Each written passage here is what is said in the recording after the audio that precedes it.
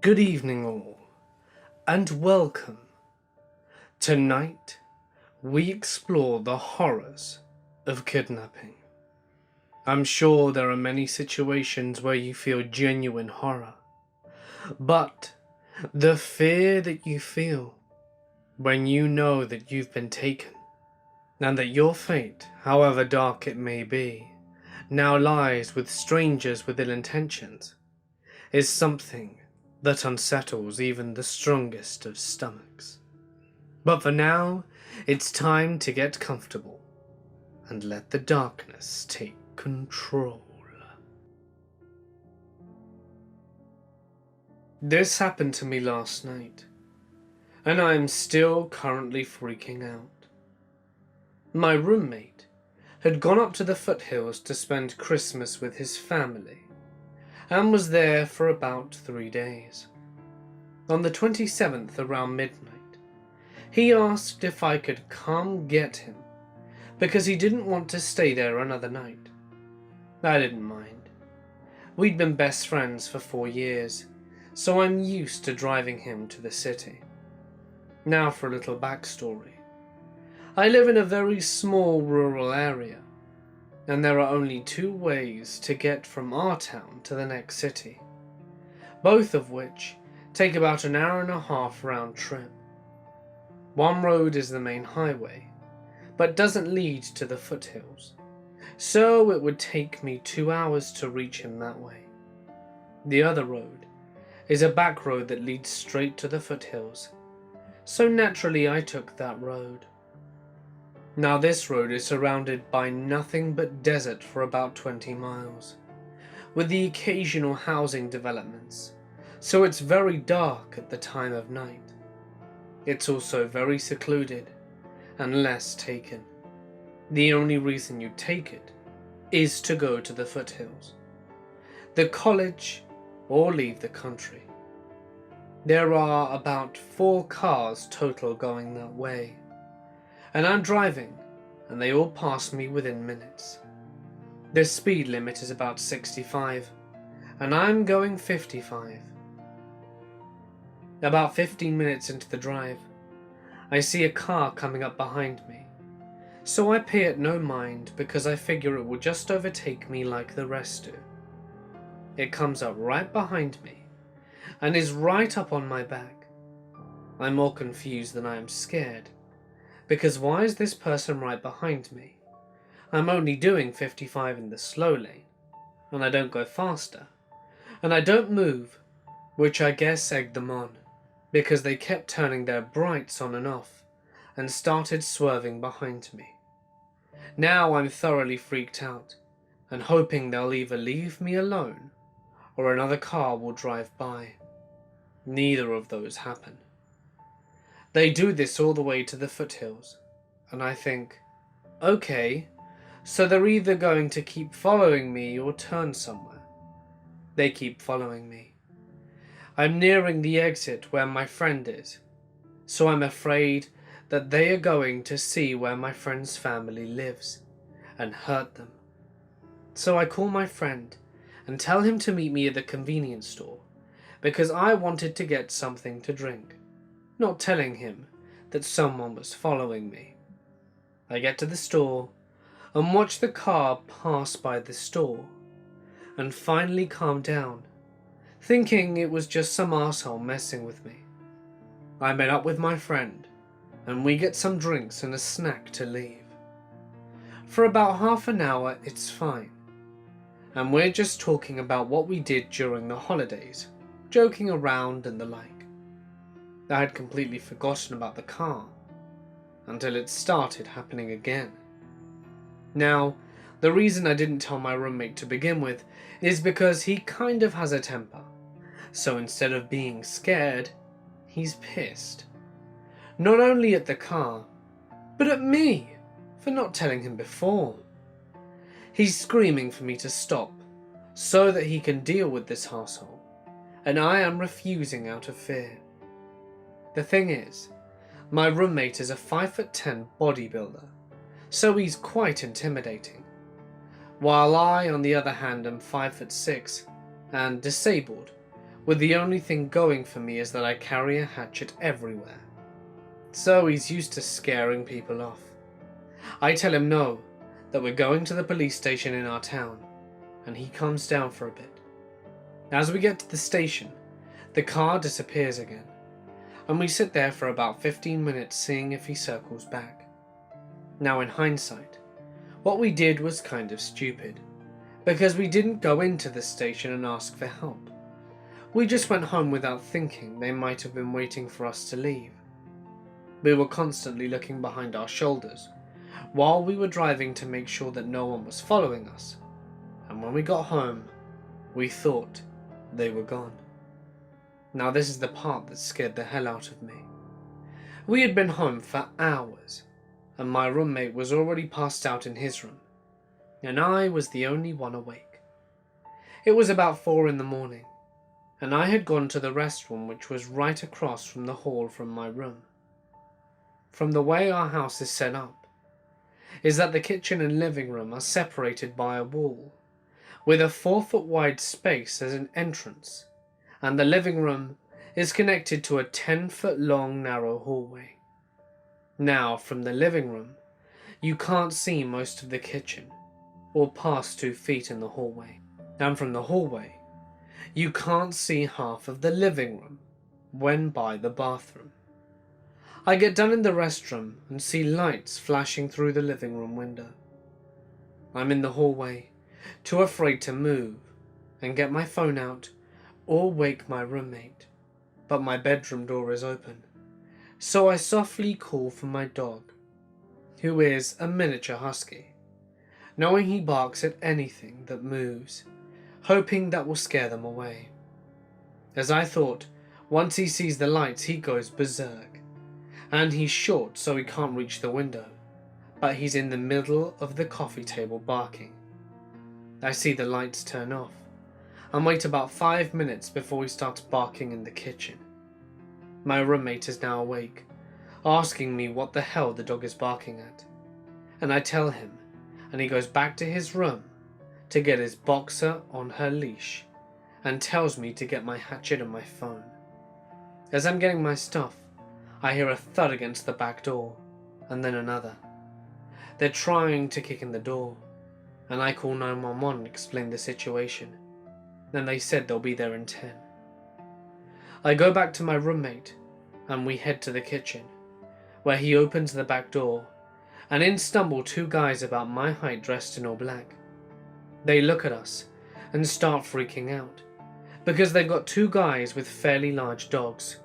One who looks like he injects steroids, and the other one with a hatchet.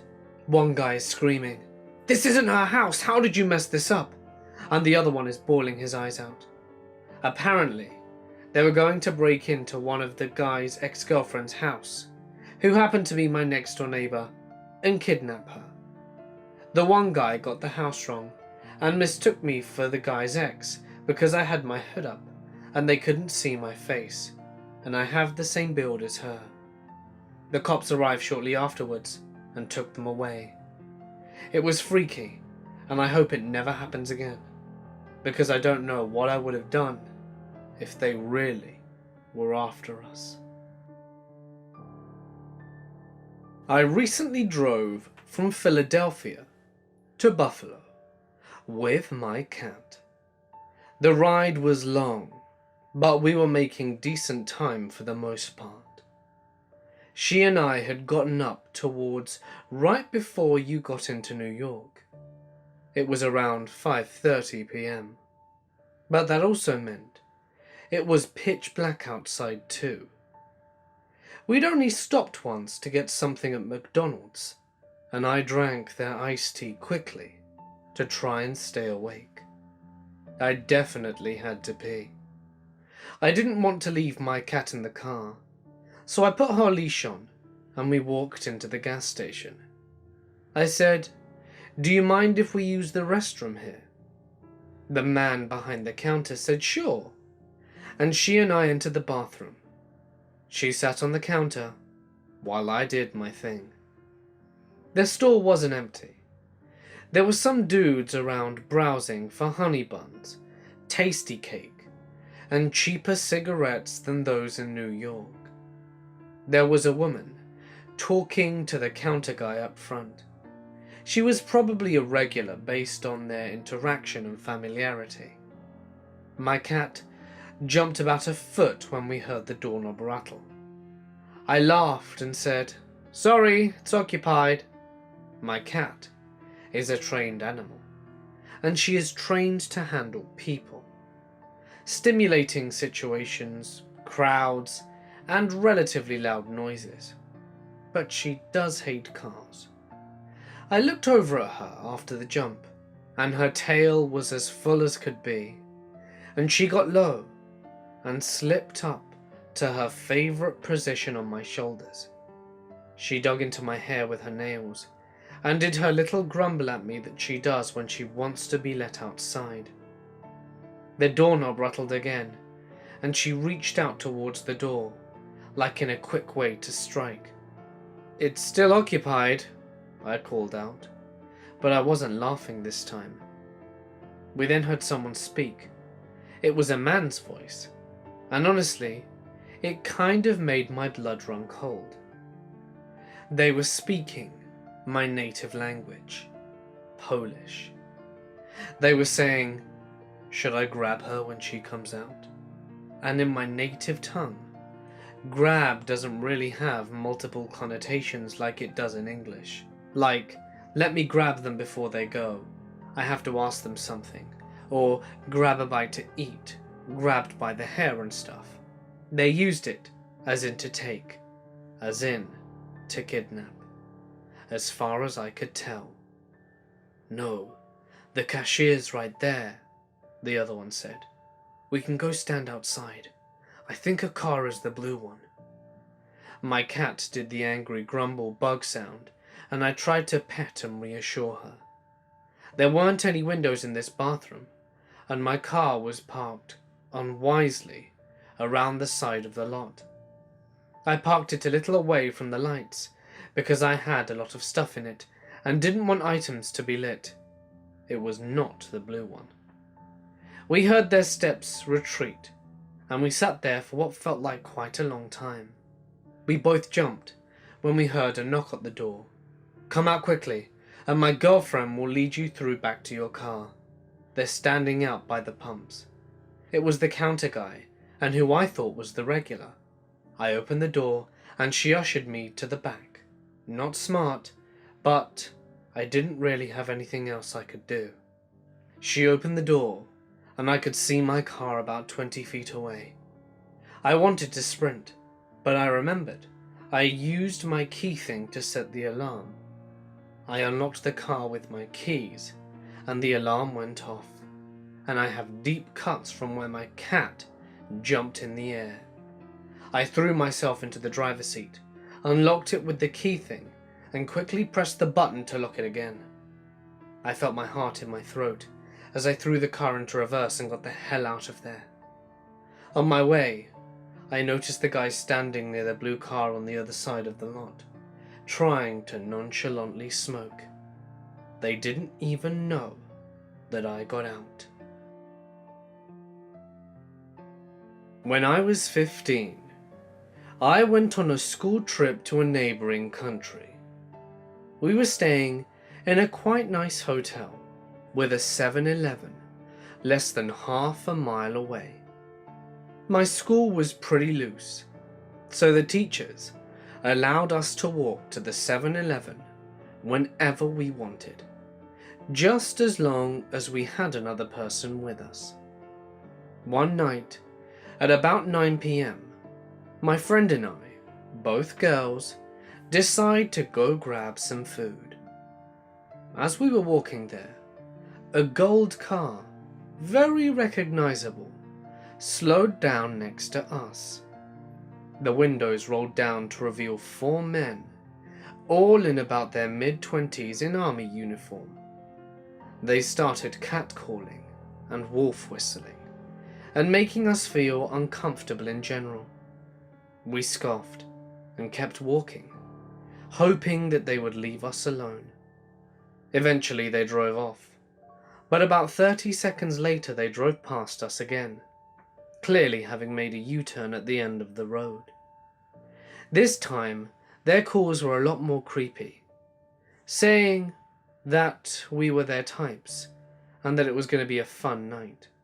My friend and I were only half a block from the 7-Eleven, so we ran inside, looking understandably panicked. We started browsing the store, but were too freaked out to buy anything. We were just about to leave when we noticed headlights passing the store windows. We turned to the front door and saw the gold car slowly doing circles around the car park. My friend and I really started freaking out, at which point the clerk in the store noticed, and he asked us if we were okay, and we explained the situation to him. He said he'd handle it and went outside. We saw him leaning to the gold car and making hand motions as if telling them to go away. The gold car then drove off, and we breathed a sigh of relief. We thanked the clerk and bought some food. Just as we were about to leave again, the clerk made a weird face at the door. "Hang on a second," he said. The clerk walked out of the store far enough to just see around the corner. He said and asked in a very calm voice to follow him to the back of the store. "Girls, I don't want to frighten you, but the car is parked just around the corner, and only the driver is in it." My friend and I asked what we should do, if we should call the police or something, but the clerk said that because they were wearing a military uniform, it was unlikely that the police would be on our side. He said several girls in the city had gone missing in similar circumstances, and nothing had ever been done. The clerk told us his car was parked around the back of the shop, and if we were quick, we would get in and drive off without being seen by the golden car. Immediately, I was skeptical about getting into a car with a stranger, but it felt like it was our only shot. We ran and jumped into the car. Thankfully, the clerk dropped us off safely at our hotel. We told the teacher what happened, and after that, a rule was created that if you left the hotel, it was in groups of 3 with at least one boy. We went back a few times afterwards and thanked the clerk again, but only during the day. On summer days, my best friend and I would venture around our woodsy neighborhood and do typical kid things. I had a little sister who was around 7 or 8 at the time, and she also had a little sister the same age. My friend was called Sarah, my little sister Sammy, and her little sister Alex. We would occasionally let them tag along on our adventure, especially if our parents made us. Our favorite thing to do was to walk to our other neighbor's house, the Smiths, and use their trampoline. It was in our neighborhood, but the houses are pretty spread, with dense forest in between. We'd set off towards their place, and it was about a 20 to 30 minute walk, longer on the way back because we had to go uphill. One day, Sarah and I decided to let Sammy and Alex come with us and go on the trampoline at the same time, as they weren't really allowed very far from our houses without an adult or us with them.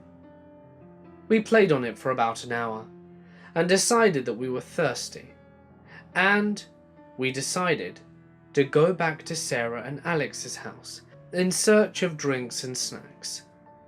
We were almost back to their house, but the last stretch before their house was the longest amount of isolated road with a creek flowing by, and no houses lining the road, just dense forest. As soon as we cleared this area, we would be right on top of their house.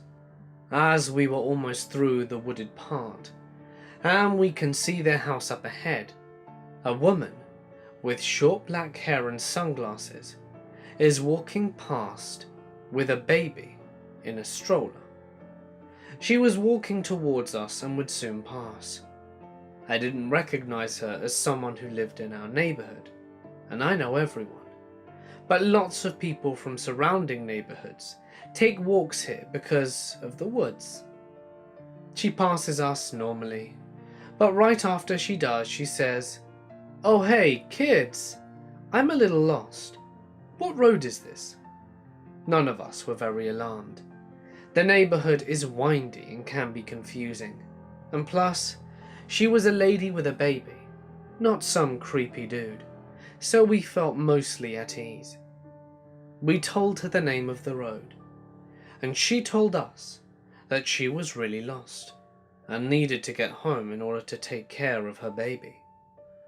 She then asked if we could escort her to her house, because she didn't think she'd be able to find it, even with directions. Sarah agreed to help, but I felt really uncomfortable and was told never to talk to strangers, even if they're women. I told the lady none of us could help because Sarah's dad was expecting us home soon. Sarah gave me a weird look, but I think she caught on because she said, "Oh yeah, we can't actually help. Sorry."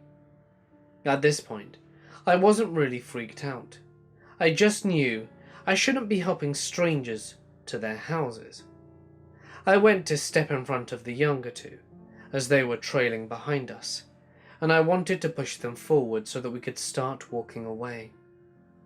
I stepped closer to the lady in my efforts, and could then see into her stroller, and that's when my heart sank. The baby was fake. It was a baby doll, and was all wrapped in blankets, but I could see very clearly that it was plastic. At that point I didn't know what to do, and I found myself screaming to run. I made sure that Sammy and Alex were ahead of me, and I sprinted for their house. Her dad was working in the garage on something, and we ran in out of breath and crying. I quickly just said that there was a lady trying to get us to go home with her who had a fake baby, and he grabbed a golf club from his caddy that was lying out and about and told us to get inside. We all went in, and a few minutes later he came back. He said he was heading towards the lady when she spotted him. She was already on the phone with someone. Out of nowhere, a white van appeared, screeched up, and she threw in the stroller and they sped off. It was definitely a creepy experience, and I'm pretty sure that the lady's intentions were not remotely innocent. This truly scared the shit out of us. We didn't wander around the neighborhood nearly as much, and when we did, we were always looking out for something. I have always been more active at night, usually out for walks, runs, or even just hanging out at the park. I was 17 at the time of this incident, and knew this area like the back of my hand. I'm not usually scared of being out alone, and I lived in a really good neighborhood, and always made note of safe places to go if I needed help. I was out for a run around 9 p.m. It was a beautiful night, and I decided not to take my phone with me. During my run, I crossed through a field besides an indoor pool / library, which is a very well-lit area. I had planned to go across the lot, turn right, and head down by the river for the last stretch back home. I'm always checking my surroundings with my head on a swivel, and I noticed a man to my left. Taking out my earbuds, I slowed my jog and approached him, keeping about 2 arms length between us. I asked him if he was lost, and he let me know that he was looking for the soccer center I gave him very, very clear instructions, and he repeated them back to me. He thanked me, and hesitantly went on his way. My jogging route was back on the same path, so I was able to watch to see if he was able to reach his destination. However, I kept that information to myself. As I jogged, I noticed a second person in the parking lot. He was looking at his phone, but all other vehicles were empty and turned off, but his was running. At the time, I thought nothing of it and continued on. I rounded the corner, and the guy I spoke with had got stuck at a light, but he turned beside me shortly after, and then stopped about 5 cars' lengths ahead of me and parked. He got out of his vehicle, which he turned off, and came to ask me more instructions. I kept my distance as best I could, and again instructed him to go up half a block and turn another right. Then he started tapping his pockets, and told me he locked himself out of the vehicle. He checked the 2 doors on the driver's side, and then, since I was on the sidewalk, asked me to try the others. I did, and they were locked. He then came around besides me and checked the rear passenger doors again, despite me trying it already. I backed away and told him I would be right back, that I was going around the corner, as it was the end of the block, within eyesight and a bit to the left. And I was doing this in order to call a tow truck from the gas station.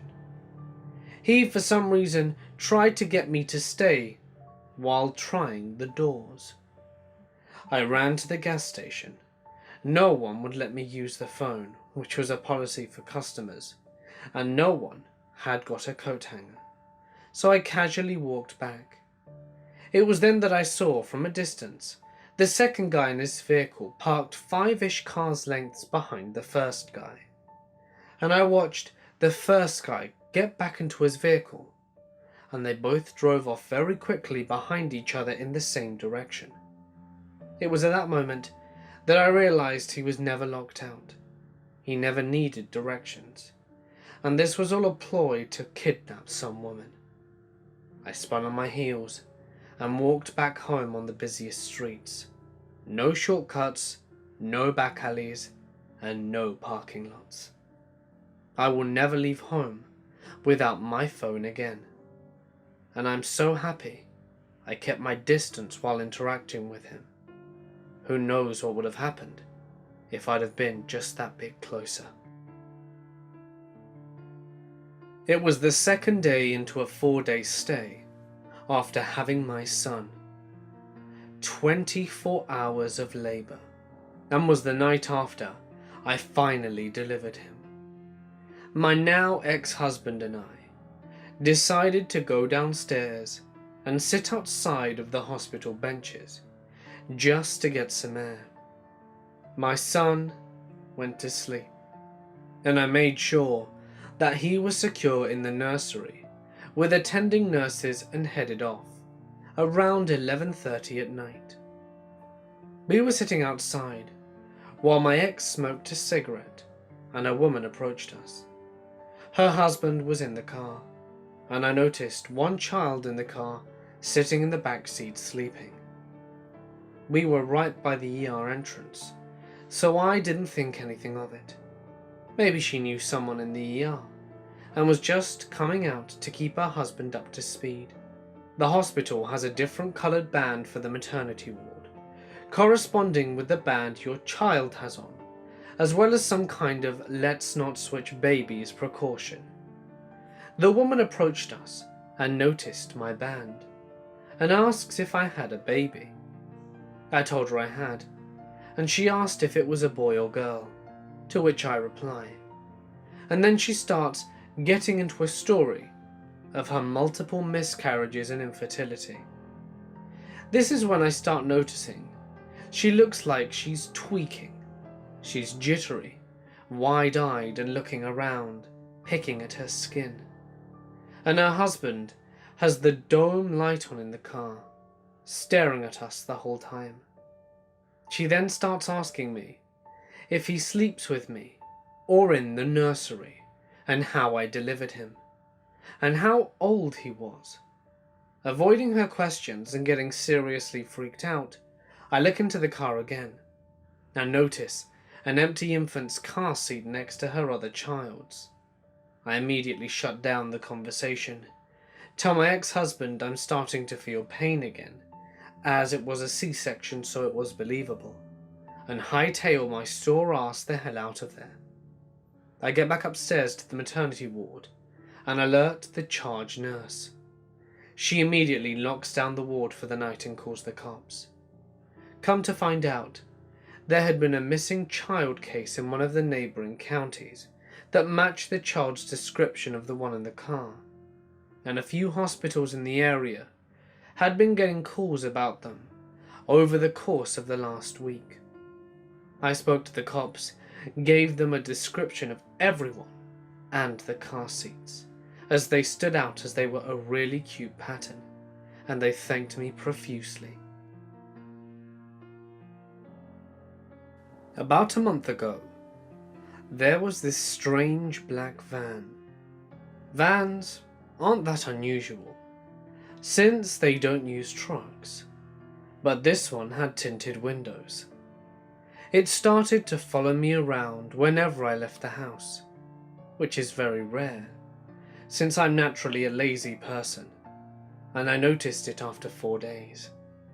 It would wait outside of a store if I was in it, and would follow me home.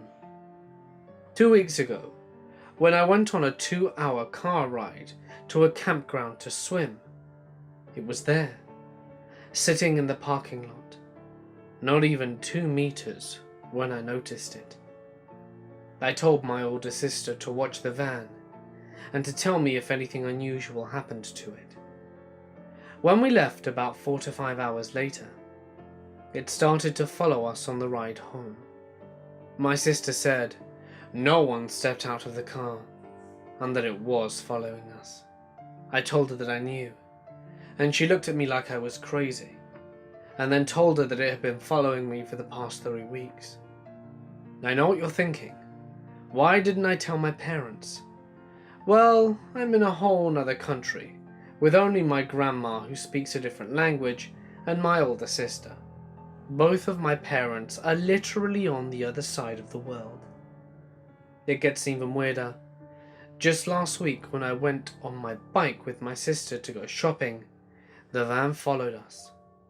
When we were at a crossing of a busy road, if you were close enough, and not too close off the road, you could see a flashing of a light, like a flashlight turning on and off. And after a few minutes, I noticed that not only was it coming from the van, but it looked like it was a camera taking pictures with flash. After we walked to the store, I told my sister what had happened at the crossing, and she looked very frightened, and we left shortly after. We hurried onto our bikes and onto a bike-only trail, and even though it took longer, we felt safer when we got home. Ever since that day, we haven't left the house and have kept the blinds closed. I have no idea what to do. Both of us are scared, and I don't want to scare my grandmother by telling her. Both of us recognize that they only followed me, and that they didn't pay attention to my sister. I still have 3 more weeks until my parents come back to the country, and my sister is freaking out. We're both sure that they're waiting to abduct me. This happened about 10 years ago, but I will never forget it. At the time, I was around 12 years old. I am a female and was a competitive softball player, and my team was nationally ranked, so we travelled all over the United States to play. The result? Long car rides, sometimes through the night. One night in particular, it was about midnight, and we were on our way to a tournament in who knows where. I'd been sleeping in the car, when we stopped at a gas station for a bathroom break. My teammate, who was also around 10, and myself, decided to stay in the car, while our mums went to look inside because we really didn't have to go.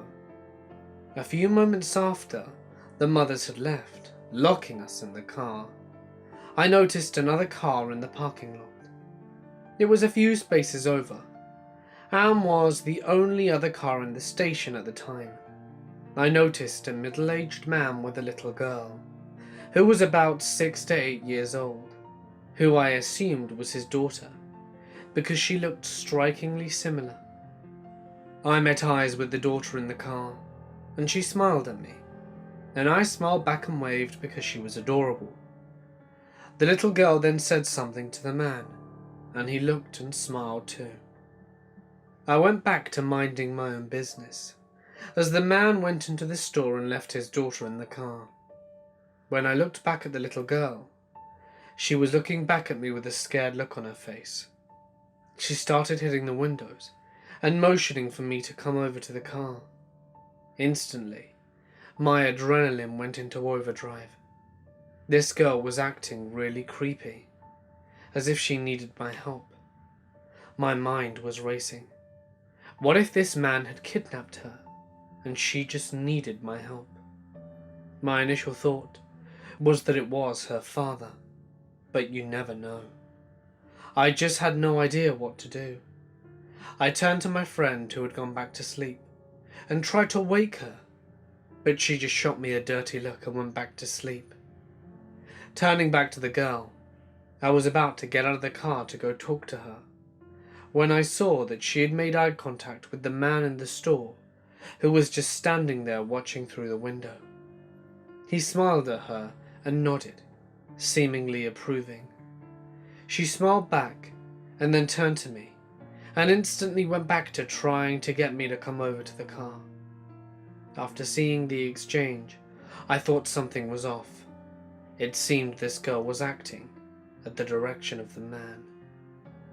I then decided I would not get out of the car, and I would just tell my mum about it instead when she arrived. Because hey, I was aware that I was a little girl myself, and what the heck could I do? Next thing I know, the man is returning to the car. He hadn't bought anything, and had basically been standing in the window watching the whole time. When he got into the car, they started having a conversation, occasionally glancing at me. Eventually, the little girl shrugged, and he kind of patted her on the shoulder. They started to pull out of the parking lot, and I glanced at the little girl one last time, and saw she was looking right back at me with a huge smile. I was so creeped out, but didn't tell my mum when she returned to the car, because I was still so confused and shocked about what had just happened. For a little bit, I didn't tell anyone because I felt bad that I hadn't done anything, when that girl could have actually been in trouble. But thinking back after I'd gotten over the initial shock, I concluded that the man was using his daughter to try and lure me over to the car by making me believe she was in some type of trouble. Who knows what would have happened next, but my guess is he would have run out from his watching spot and put me in the car with him and driven off. The creepiest thing is that it seemed so orchestrated.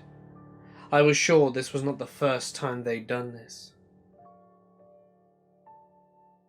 In the spring of 2005, I was driving from Maryland to Florida for a major conference.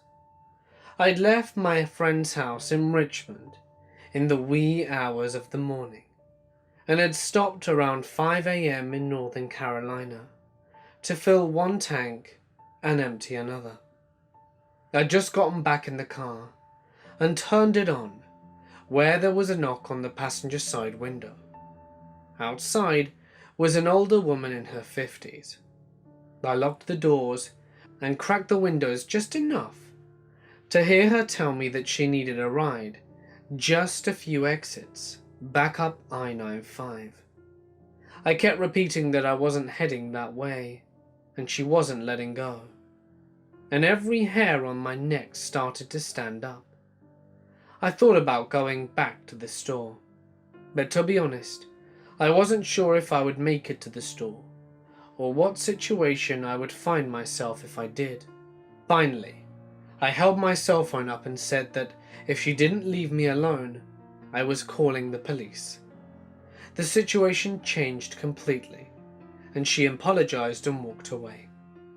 I was shaking too much to drive, so it took a few minutes to collect myself before pulling out and going back onto the highway. That's when I saw a car pulling out from behind the store.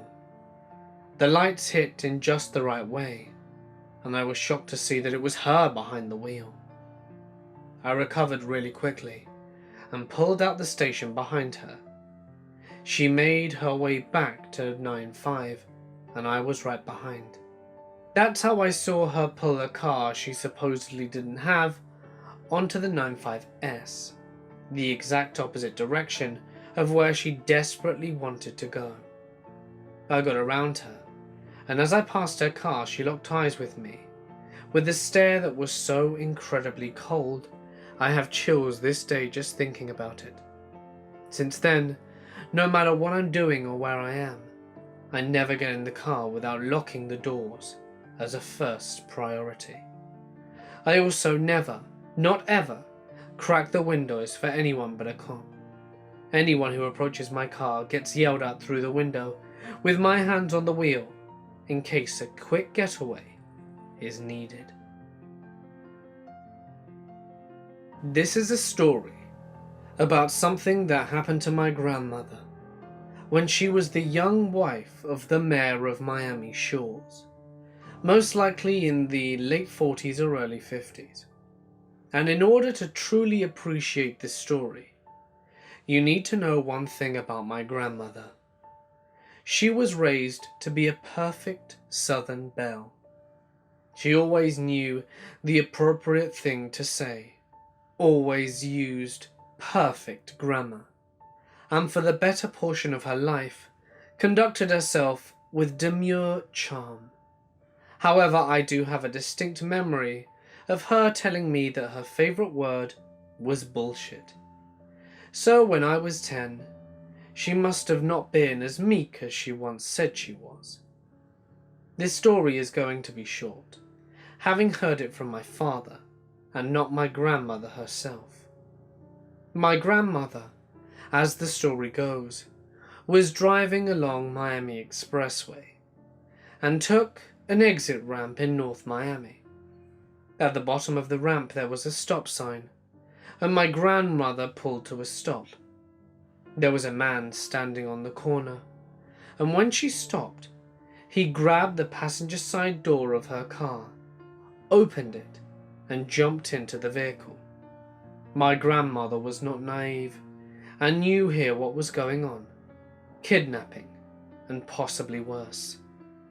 All of this occurred before the invention of seatbelts, so when my unassuming grandmother stepped on the gas, and I mean she floored it, and turned a hard left, the man was flung back out the passenger side door and onto the road.